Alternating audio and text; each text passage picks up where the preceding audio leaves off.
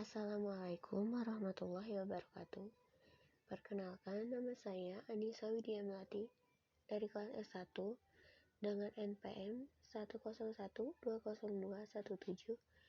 akan menjelaskan tentang biaya kualitas dan produktivitas. Biaya kualitas ialah biaya yang muncul karena kualitas buruk yang mungkin atau telah terjadi. Penggunaan informasi biaya kualitas yaitu penentuan harga strategik, di mana penggunaan informasi biaya kualitas dan pengimplementasian total quality management membantu meningkatkan kualitas produk, pengurangan harga, dan membantu kelangsungan lini produk dalam jangka panjang. Biaya kualitas berhubungan dengan dua jenis aktivitas. Yang pertama, aktivitas pengendalian, yaitu aktivitas yang akan dilakukan untuk mencegah atau mendeteksi kualitas buruk yang mungkin muncul dan terdiri dari aktivitas pencegahan dan aktivitas penilaian.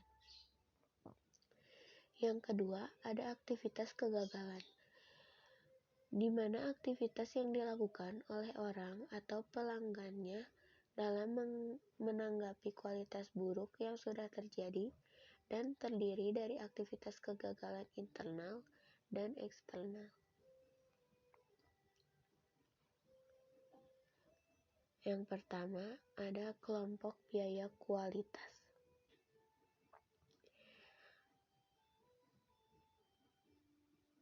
Ada biaya penilaian, contohnya inspeksi dan pengujian bahan, inspeksi pengemasan, inspeksi dan pengujian peralatan. Yang kedua, ada biaya pencegahan, contohnya perencanaan kualitas, pelaporan kualitas, pemilihan dan evaluasi pemasok, program pelatihan kualitas.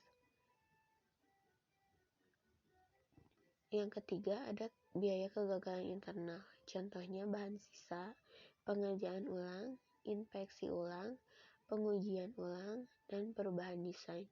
Dan yang terakhir, ada biaya kualitas eksternal, contohnya biaya penarikan produk, return, ketidakpuasan pelanggan, dan hilangnya pangsa pasar.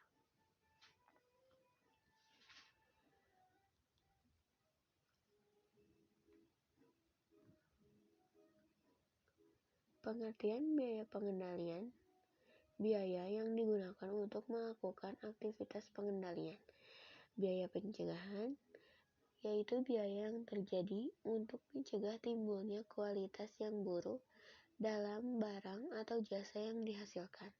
Yang ketiga, biaya penilaian, yaitu biaya yang terjadi untuk menentukan apakah produk atau jasa sesuai dengan spesifikasi yang diinginkan atau sesuai dengan kebutuhan pelanggan. Yang keempat, biaya kegagalan, yaitu biaya yang harus ditanggung oleh perusahaan akibat terjadinya aktivitas kegagalan. Adapun biaya kegagalan internal, yaitu biaya yang terjadi jika produk dan jasa tidak sesuai dengan spesifikasi atau kebutuhan pelanggan, dan hal ini diketahui sebelum produk dikirimkan kepada pihak luar perusahaan. Biaya ini tidak akan muncul jika tidak ada kerusakan atau cacat pada produk. Sedangkan biaya kegagalan eksternal, yaitu biaya yang terjadi jika barang dan jasa gagal atau tidak sesuai dengan spesifikasi atau memuaskan pelanggan setelah produk dan jasa tersebut sampai di tangan pelanggan. Yang kedua, ada metode untuk mengestimasi biaya kualitas yang tersembunyi. Yang pertama, ada metode multiplier, mengasumsikan bahwa biaya kegagalan total merupakan perkalian dari beberapa biaya kegagalan. Yang kedua, ada metode penelitian pasar. Menggunakan metode ini untuk menilai pengaruh kualitas yang rendah terhadap penjualan dan pangsa pasar, misal melalui survei pelanggan dan wawancara dengan tenaga penjualan perusahaan. Metode fungsi kerugian kualitas Taguchi. Di sini ada rumusnya, yaitu Ly sama dengan K dalam kurung Y min T pangkat 2. Diketahui K sama dengan konstanta proporsionalitas yang besarnya tergantung pada struktur biaya kegagalan eksternal perusahaan. Y yaitu nilai aktual dari karakteristik kualitas, T yaitu nilai target dari karakteristik kualitas, dan L kerugian kualitas. Ada optimalisasi biaya kualitas, yaitu manajer bertanggung jawab untuk menentukan tingkat biaya kualitas yang optimal dan menentukan proporsinya di masing-masing kelompok biaya kualitas. Ada juga dua pandangan terkait dengan optimalisasi biaya kuantitas. Yang pertama, tingkat kualitas dapat diterima. Berpendapat bahwa terdapat trade-off antara biaya pengendalian dan biaya kegagalan.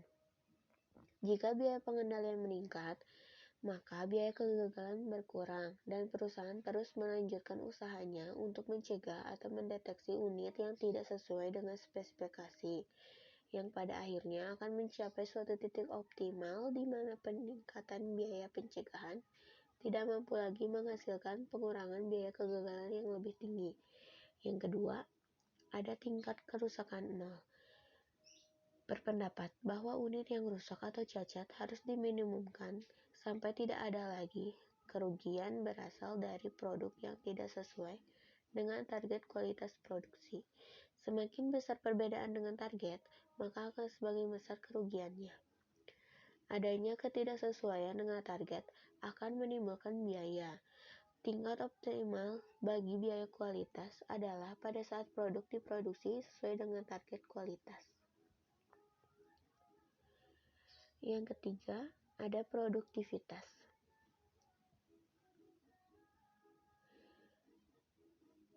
Pengertiannya yaitu hubungan antara keluaran yang dihasilkan dengan masukan yang dipakai dalam waktu tertentu. Pengukuran produktivitas ada dua. Pertama, produktivitas parsial, yaitu mengukur produktivitas untuk satu input pada satu periode. Yang kedua, ada produktivitas total, yaitu mengukur produktivitas semua input pada suatu periode.